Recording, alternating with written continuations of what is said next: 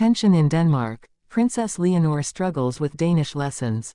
Spain expected perfection. Denmark expected adaptation. But Princess Leonor, she resisted. The world thought she would master Danish overnight.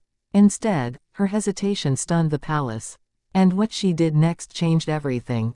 This is not the fairy tale you were promised.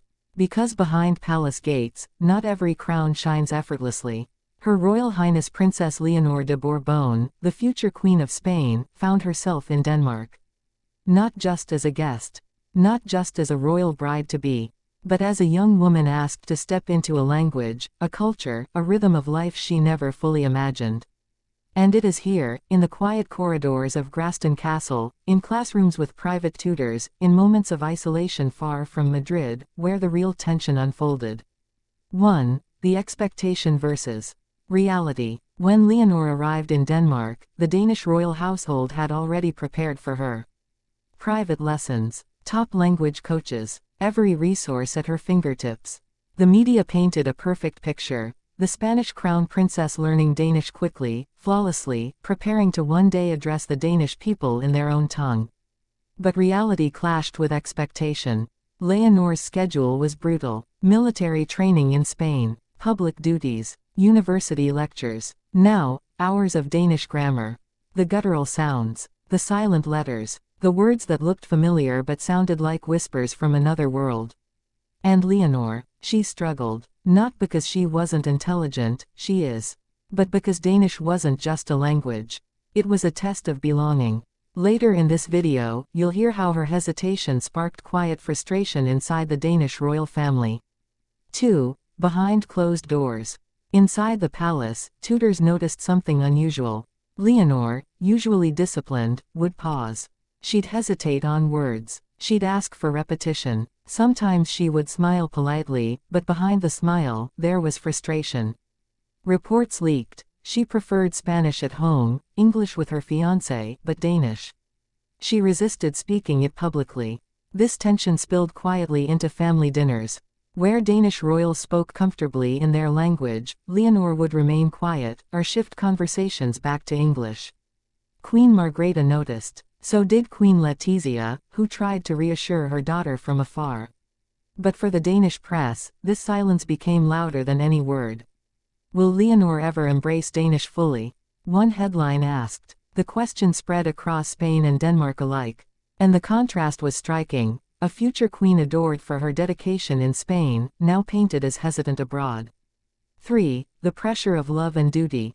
Love should make everything easier. But in royalty, love makes everything heavier.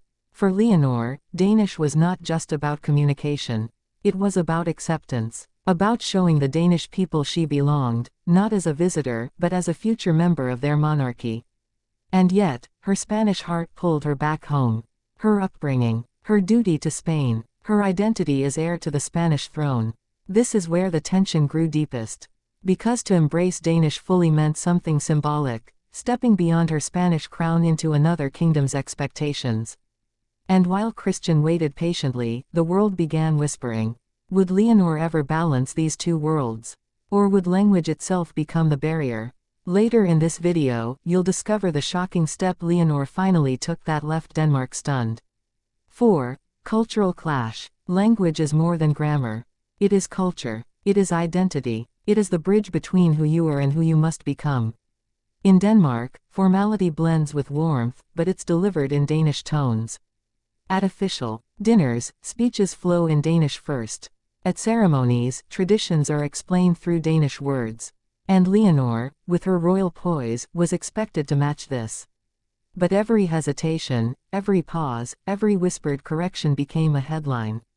Behind the cameras, some Danish courtiers wondered privately, would the Spanish princess ever fully integrate? The Spanish side, however, pushed back. Leonor's first duty is to Spain. Denmark must understand her role as shared, not surrendered. A cultural tug of war. One young woman, caught in the middle. 5. The turning point. It all shifted during one unexpected moment.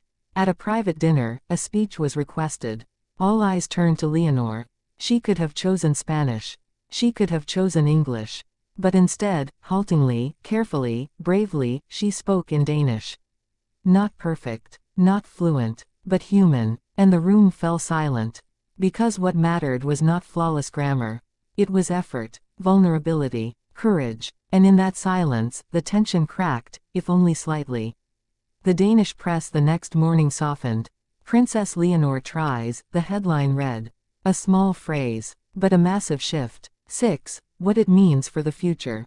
Leonor's struggle is not a weakness. It is the reality of royalty. Behind crowns and castles are young hearts learning, stumbling, adapting. And for Leonor, Danish will remain a challenge. But it will also become her bridge, to her future husband, to his people, to the shared story of two kingdoms.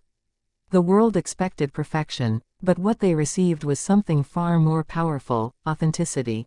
Because a princess who struggles, yet continues, becomes not less royal, but more human. And in that humanity, both Spain and Denmark may find their true future queen.